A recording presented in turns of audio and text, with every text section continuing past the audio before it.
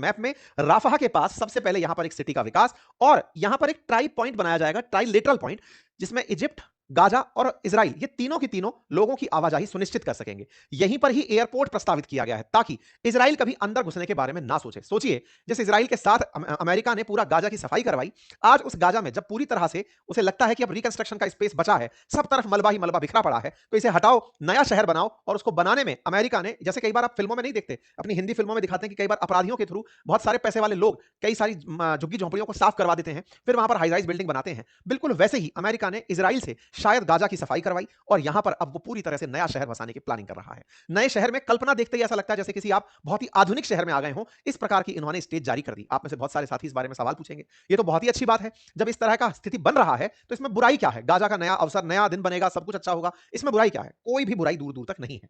बुराई सिर्फ इतनी सी है कि गाजा गाजा के लोगों का है। गाजा गया कहां?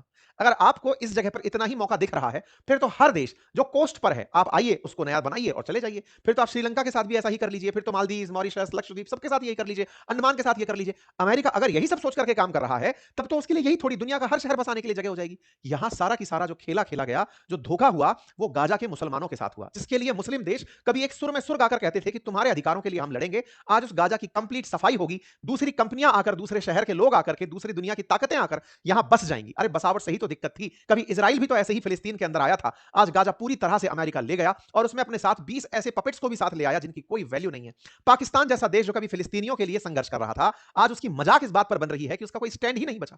आज पाकिस्तान के लोग गाजा के नाम पर कुछ कह ही नहीं पाएंगे कि गाजा में हमारे लोग गए कहां। यहां पर पूरी तरह से माइग्रेंट्स को बसा दिया जाएगा, पूरी तरह से अमेरिकी और विदेशी लोग आकर यहां बसने लगेंगे और यहां पर पूरी तरह इजराइल की तरह माहौल बना दिया जाएगा। जिस इस्लामिक रेवोल्यूशन के लिए इन लोगों ने संघर्ष किया, जिसके लिए इनको लगता था कि गाजा हमारी फिलिस्तीन की पहचान है, पाकिस्तानी और इस्लामिक वर्ल्ड के जो देश हुआ करते थे उनकी सबसे बड़ी पहचान थी कि नहीं, गाजा में यहूदियों ने सफाई कर दी है, वो नहीं होनी चाहिए। उससे भी बड़ी सफाई का प्लान वो लेकर आता है और उसमें पाकिस्तान जैसे देश, सऊदी जैसे देश उनके साथ होकर खड़े हो जाते हैं। इससे बड़ा क्या मजाक बनेगा।